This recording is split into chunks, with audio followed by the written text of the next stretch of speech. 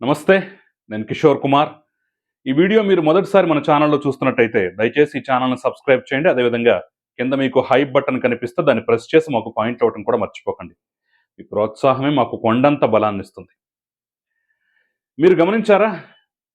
ఈ మధ్య కాలంలో అసలు సోదిలో లేకుండా పోయినటువంటి, పూర్తిగా అజ్ఞాత జీవితం గడుపుతున్నటువంటి మేము ఆ రోజుల్లో, మా కాలంలో నాగుపాములం, తాచుపాములం ఇప్పుడు మాత్రం ఏమీ లేని బురద పాములం, వానపాములం అని చెప్పేసి స్తబ్దుగా మారిపోయినటువంటి ఆ పాములన్నీ ఇప్పుడు నెమ్మది నెమ్మదిగా లేచి ఇతోధికంగా బుస కొట్టేటటువంటి ప్రయత్నం చేస్తున్నాయి.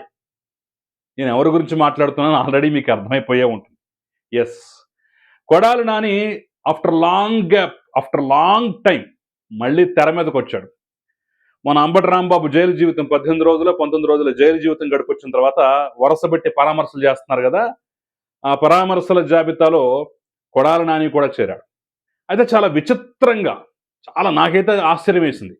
చాలా విచిత్రంగా ప్రతి సెకను, ప్రతి మాట ఆచితూచి నోటిని, మనస్సుని, మైండ్‌ని పూర్తిగా కంట్రోల్‌లో పెట్టుకొని మరీ మాట్లాడినటువంటి తీరు చూస్తుంటే ఏదో బుసగొట్టాలన్నట్టుగా కొన్ని కామెంట్లు తప్ప పూర్తిగా అసలు ఒక్క పదం కూడా తప్పు దొరలకుండా, ఒక్క బూతు కూడా రాకుండా చాలా కంట్రోల్ చేసుకొని మరి మాట్లాడినటువంటి తీరు చూస్తుంటే ఓ పక్క ఆశ్చర్యం, దాంతో పాటు దాని వెనకున్నటువంటి కారణాలు ఇవేనా అని చెప్పేసి అనుమానాలు కూడా కలుగుతున్నాయి. అందుట్లో ప్రధానమైన అంశం ఏంటంటే, తాజాగా ఫేస్‌బుక్‌లో తెలిసిన మిత్రుడు గుడివాడకు సంబంధించినటువంటి ఒక సర్వే రిపోర్ట్ ఇచ్చాడు. అంటే ఇది జరగటానికి కొన్ని రోజుల ముందు. నేను ఆల్రెడీ ఫేస్‌బుక్‌లో చూశాను. నిన్న కొడాలి నాని ప్రెస్ మీట్‌లో మాట్లాడినటువంటి తీరు ఇదంతా చూసిన తర్వాత, ఓహో! దీని ప్రభావం అదేనేమో అని చెప్పేసి ఒక్కసారి దాన్ని మళ్ళీ బ్యాక్‌కెళ్ళి, ఆ స్నేహితుడు ఫేస్‌బుక్ అకౌంట్‌లో బ్యాక్‌కి వెళ్ళి మరి ఆయన ఏం పోస్ట్ పెట్టాడో కూడా చూసే ప్రయత్నం చేశాను. ఖచ్చితంగా మొదటి కారణంగా చెప్పుకోవచ్చు. ఎందుకు ఈ తాచుపాములు, అనకొండలు బుసకొట్టలేని స్థితిలో వానపాములుగా మారిపోయాయి? ఇప్పుడు తప్పనిసరి పరిస్థితుల్లో ఈ వానపాములు ఎందుకు లేచి బుస కొడుతున్నాయంటే కారణం నంబర్ 1 ఇదని చెప్పుకోవచ్చు. గుడివాడలో దిమ్మ తిరిగిపోయేటటువంటి సర్వే, దిమ్మ తిరిగిపోయేటటువంటి ప్రజాభిప్రాయం వెలువడుతోంది. యెస్. గుడివాడ ప్రస్తుతం చాలా ప్రశాంతంగా ఉంది.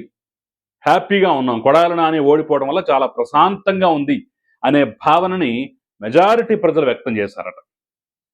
దాంతో పాటు గుడివాడకు కానివ్వండి, లేదంటే కొడాలి నానికి వచ్చినటువంటి చెడ్డ పేరుకు కారణం నంబర్ 1 అతని నోటి తేట, అతని కంపు నోరు, అతను మాట్లాడుతున్నటువంటి బూతులు, అతని ప్రవర్తన మాత్రమే కారణం అని చెప్పేసి 50% మంది తమ అభిప్రాయం వెలిబుచ్చితే, అభివృద్ధి చేయకపోవటం, అసలు కొడాలి నాని హయాంలో అభివృద్ధికి ఆమడ దూరం ఉండటం అనేది 40% మంది కారణంగా చెప్తున్నారట.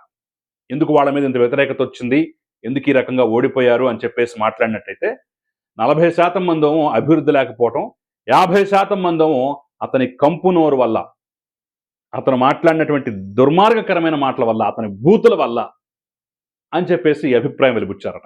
ఒక 10% మంది మాత్రం వైఎస్ఆర్ కాంగ్రెస్ పార్టీ, ఆ గవర్నమెంట్ వల్ల, వాళ్ళ నిర్ణయాల వల్ల అని చెప్పేసి అయితే అభిప్రాయం వ్యక్తం చేశారు. అంటే పార్టీ పరంగా అక్కడ గుడివాడలో వాళ్ళకి వ్యతిరేకత పెద్దగా వ్యక్తం చేయలా. కానీ కొడాలి నాని అనేటటువంటి వ్యక్తి మీద పెద్ద ఎత్తున వ్యతిరేకత, అతని బూతుల మీద పెద్ద ఎత్తున వ్యతిరేకత, అసలు అతను అభివృద్ధినే పట్టించుకోకపోవటం వల్ల భారీ స్థాయిలో వ్యతిరేకత వచ్చింది. ఇప్పటికీ స్టిల్ అదే కొనసాగుతోందని చెప్పేసి అయితే ఆ మిత్రుడు తాజాగా ఒక రిపోర్ట్ ఇచ్చాడు. బహుశా అతని వృత్తి అది కాబట్టి ఎవరు చేయించారు ఏంటి అనేటటువంటి వివరాలు నాకు చెప్పలేదులే కానివ్వండి. ఫేస్‌బుక్‌లో అది చూసిన తర్వాత నేను మెసేజ్‌లో అతన్ని సంప్రదించాను మెసెంజర్‌లో. అవును వాస్తవమే అని చెప్పేసి కూడా ధృవీకరించారు. సో, అది నేను స్క్రీన్ షాట్‌ల రూపంలో కూడా ఇక్కడ పెట్టేటటువంటి ప్రయత్నం అయితే చేశాను. ఒకసారి మీరు చూడండి. ఇదన్నమాట. అయితే ఇప్పుడు తాజాగా కొడాలి నాని ఎందుకు బయటకొచ్చాడు? ఎందుకు బుస కొడుతున్నాడనేటటువంటి అంశాన్ని మీరు గమనించినట్టయితే, వల్లభనేని వంశీ, కొడాలి నాని మళ్ళీ యాక్టివ్ అయ్యేందుకు ప్రయత్నం చేస్తున్నారు. ఈ మాట నేను 6 నెలల క్రితమే దాదాపుగా చెప్పాను. మళ్ళీ యాక్టివ్ అయ్యేందుకు ప్రయత్నం చేస్తున్నారు అనేటటువంటి అంశం బల్లగుద్ది చెప్పాను. దానికి కారణాలు కూడా అనేకం ఉన్నాయి. ఒక పక్క జగన్మోహన్ రెడ్డి, మీరు యాక్టివ్ అవుతారా, మీ ప్లేస్‌లో కొత్త వాళ్ళని తెచ్చుకోమంటారా అని చెప్పేసి గట్టిగా క్లాస్ పీకినటువంటి నేపథ్యంలో కొంత అనారోగ్య కారణాల దృష్ట్యా, వాటి దృష్ట్యా కొంత కొడాల నాని ఇంకా ట్రాక్లో పడలేదులే కానివ్వండి, కొంత నాని కన్నా వంశీ కొద్దిగా యాక్టివ్గానే కనిపిస్తున్న పరిస్థితి కనిపిస్తుంది. ఎందుకంటే అసలుకే మోసం, అసలుకే అసలు వచ్చేటటువంటి పరిస్థితి. నంబర్ 2, ఖచ్చితంగా రెడ్ బుక్లో కొడాల నాని పేరుందన్న సంగతి అతనికి తెలుసు.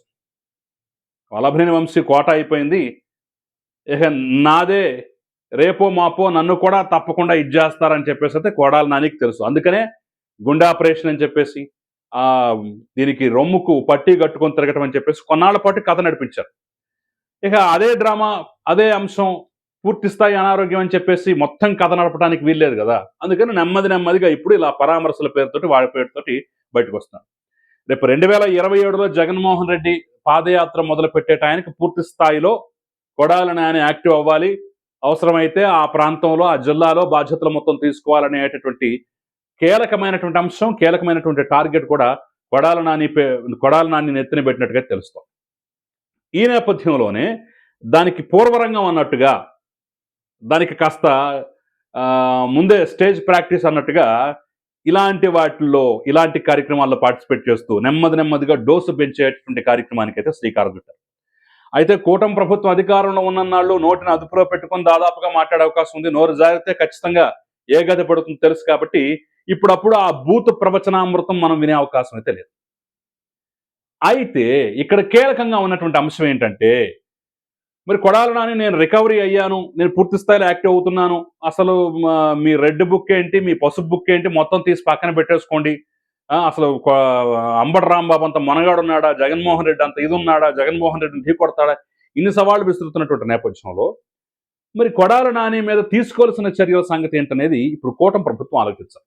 ఇప్పుడు ఏదో వచ్చాడు మాట్లాడాడని చెప్పేసి కత్తులు నొరక్కర్లా, మీరు ప్రతిపక్షంలో ఉన్నప్పుడు చేసినటువంటి ఆరోపణల సంగతి ఏంటనేది ఇప్పుడు ప్రధానంగా వస్తున్న ప్రశ్న. నంబర్ 1, కొడాల నాని మీద జగనన్న కాలనీ లేఅవుట్లు అనేటటువంటి అంశం మీద పెద్ద ఎత్తున ఆ రోజుల్లో విమర్శలు చేశారు. కావాలంటే కాస్త వెనక్కి పెడితే న్యూస్ పేపర్స్లో ఐటమ్స్ కూడా దొరుకుతాయి మనకి. ఈనాడు కానివ్వండి, ఆంధ్రజ్యోతిలో కానివ్వండి వచ్చినటువంటి కామెంట్లు.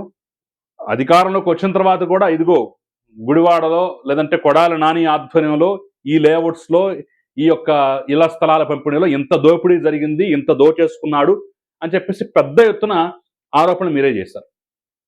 మరి చేసినటువంటి ఆరోపణల సంగతి ఏంటి, వాటిని కేసులుగా మలిచారా లేదా అనేది అయితే తెలియనటువంటి అంశం.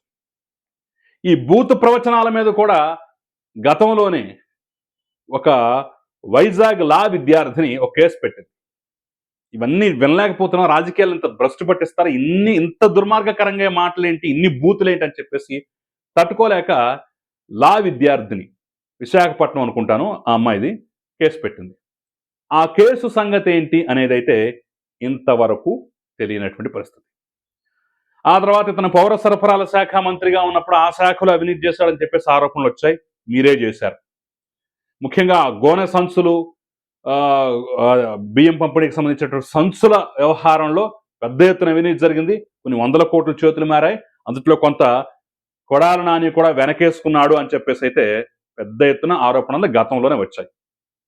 మరి అవి ఆరోపణలేనా, మరి ప్రభుత్వం వచ్చిన తర్వాత దాని మీద ఏం యాక్షన్ తీసుకున్నారని అయితే తెలియదు. కేసులుగా మలిచారో లేదో కూడా తెలియనటువంటి పరిస్థితి.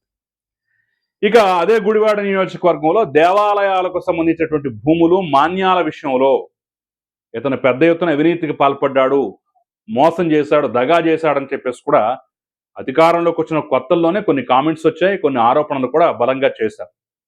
మరి ఆరోపణలేనా, నిజమా కాదా అని చెప్పేసి తేల్చేటటువంటి పరిస్థితి అయితే ఉందా లేదా అనేది అయితే తెలియట్లా.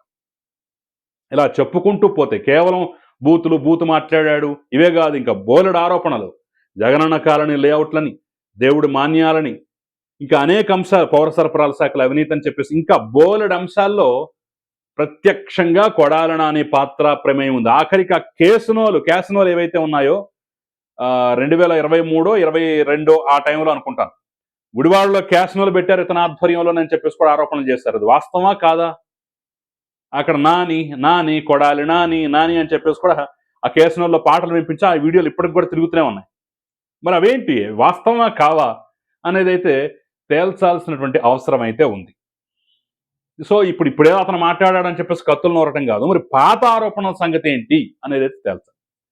సో మొత్తానికి కొడాలి నాని రాజకీయ భవిష్యత్తు దాదాపుగా ముగిసిపోతుంది అని చెప్పేసి సర్వేలు చెప్తున్నటువంటి నేపథ్యంలో ప్రజలు కూడా దానికి అనుగుణంగా తీర్పులు ఇస్తున్నటువంటి క్రమంలో చేజారిపోతున్నటువంటి అవకాశాలను, భూస్థాపితం అవుతున్నటువంటి రాజకీయ భవిష్యత్తును మళ్ళా ఏదో రకంగా తిరిగి బతికించుకోవాలి, తిరిగి పునరుజ్జీవనం పొందాలనేటటువంటి ఆకాంక్షతోటి కొడాలి నాని మళ్ళీ ప్రయత్నం చేస్తారు. మరి ఇతని ప్రయత్నాలు ఎంతవరకు సఫలమవుతాయి? ఇతని మీద వచ్చినటువంటి ఆరోపణలు కేవలం ఆరోపణలుగా మిగిలిపోతాయా? కూటమి ప్రభుత్వం వాటి మీద దృష్టి పెడుతుందా? కొత్తగా ఏం అక్కర్లేదు. పాత ఆరోపణ ముఖ్యంగా అసలు గుడివాడలో తెలుగుదేశం పార్టీ కార్యాలయం ధ్వంసం వెనక కూడా గన్నవరంలో జరిగింది, గుడివాడలో కూడా తెలుగుదేశం పార్టీ కార్యాలయం ధ్వంసం చేశారు. ఇక్కడ కూడా తగలబెట్టారనుకుంటా. దాని వెనక కూడా ఈయన పాత్ర ఉంది, ఇతని అనుచరుల పాత్ర ఉంది. కూటమి ప్రభుత్వం వచ్చిన కొత్తల్లోనే కాళీ అనేటటువంటి ఒక అనుచరుణ్ణి అస్సాం వెళ్ళి మరీ పట్టుకొచ్చారు. మరి ఏంటి వాటిని ఏం తేల్చారు? వాళ్ళని నడిపించింది కొడాలి నాని కాదా అవునా? తేల్చండి. లేకపోతే ఇలాంటి వానపాములు కాస్త మళ్ళీ అనకొండలుగా మారి, తాచుపాములుగా మారి బొస్సు కొట్టేటటువంటి ప్రమాదం పొంచి ఉంటుంది. కొత్త ఆరోపణలు కాదు, పాత వాటి సంగతి ముందు తేల్చండి అనేదైతే నా అభిప్రాయం. మీ అభిప్రాయం ఏంటి? ఖచ్చితంగా కమెంట్ రూపంలో తెలపండి. Thank you very much.